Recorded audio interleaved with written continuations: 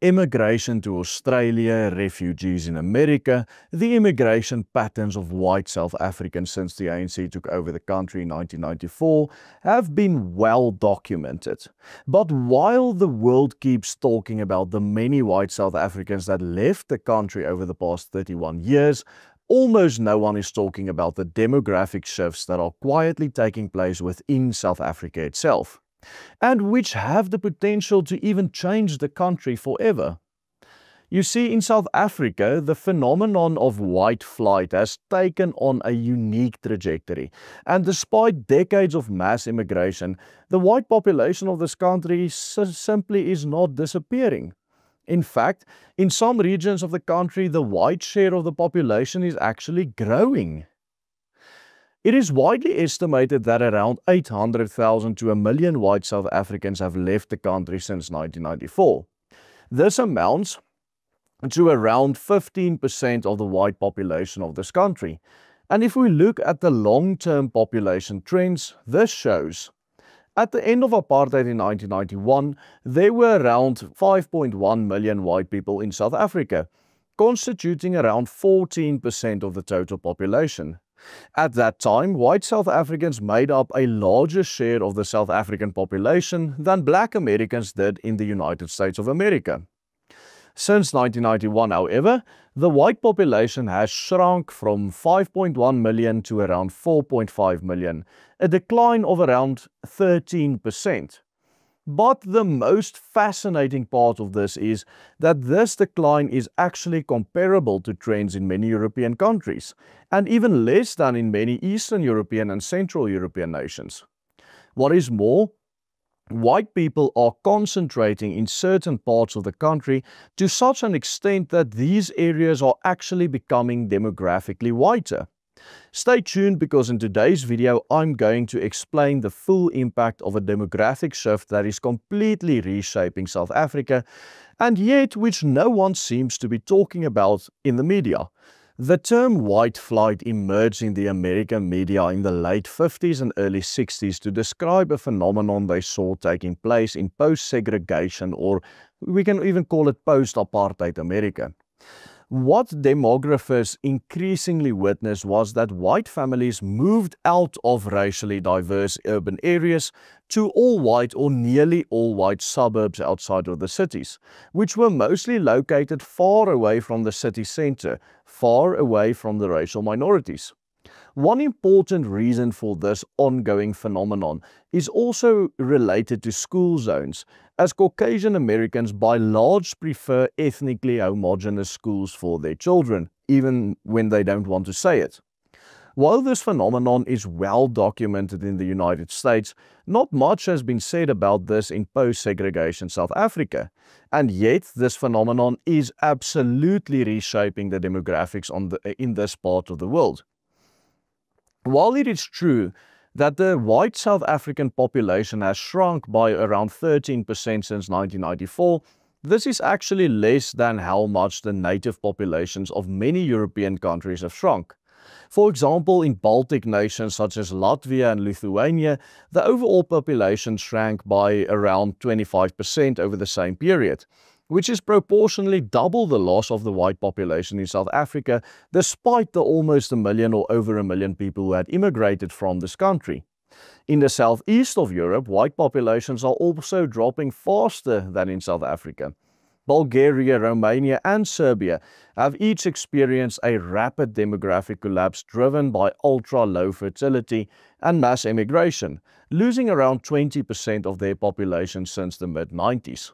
Nearly half of Europe is experiencing a more rapid decline in their Caucasian population than South Africa is, and in Western Europe the decline has only been slowed by mass immigration from especially Eastern European countries, as well as places like South Africa, but even there it has begun to radically intensify over the past decade or so.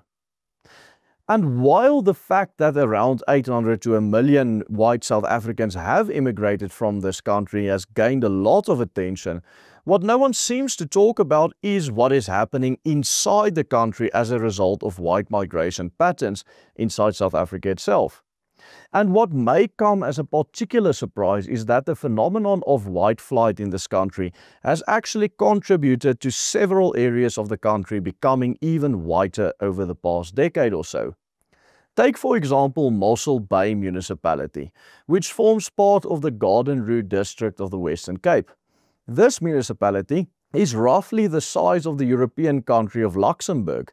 Back in 2011, census data showed that this municipality was around 25% white and 68% Afrikaans speaking. By 2022, the white population grew to an astonishing 34% of the population. In fact, if current trends were to continue, Mossel Bay will become majority white within the next 15 years. But municipalities such as these in the Western Cape are not only becoming whiter because of Afrikaners moving there from other parts of the country.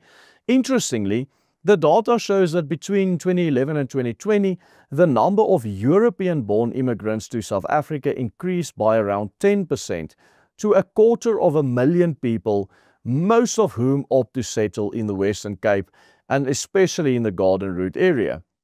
And since then, the numbers have only exponentially increased even further, with European buyers also increasingly buying up high-value properties in the Western Cape as a whole.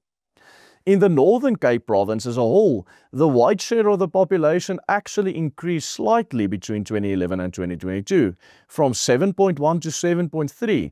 But what is even more significant is that in the Thembelihle local municipality, in which the town of Orania is located, the white share of the population increased from 13% to 20% over the same period, with the black population dropping from 15 to 13, and the colored or mixed population declining from 71 to 67. And this tendency is not only true in and around Orania or Mossel Bay, but also holds true for the northeastern part of Gauteng in and around Pretoria. It is estimated that in little over 5 years from now, there will be around 1.2 million Afrikaners living in and around Pretoria, constituting more than half the population of the entire Afrikaner nation. The consequences of white flight and the demographic shifts being brought upon by white flight are immense for the political future for Afrikaners in this country.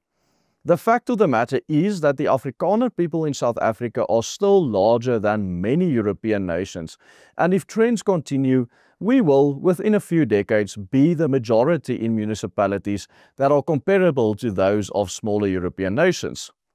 This demographic concentration of our people will need to be strategically taken into account in our quest for self-determination in the future. Regional political power can potentially follow regional demographic concentration. As Afrikaners concentrate in the Western Cape or the Garden Route and Gauteng in Pretoria, the Afrikaner portion of the South African economy will become even more geographically concentrated and internally connected, creating a stable economic foundation for communal autonomy, which in turn will be unmissable should there be any future political negotiations. In this sense, white flight in South Africa is much more than simply a story of retreat. It has the potential to become a story of strategic political reorganization, specifically in the Garden Route area and in Pretoria. In a recent video, we highlighted how the US has been following South Africa's footsteps when it comes to white flight, especially when it comes to forming gated communities, something that was unheard of in the US but is becoming now quite common there as it is in South Africa. You can check out that video by simply clicking on this link appearing on your screen right now. And remember to become a member of the Willem Petzer Group. Only with your support can we continue making these videos to change the hearts and minds of people. Simply follow the easy steps on the banner underneath me. Goodbye and God bless.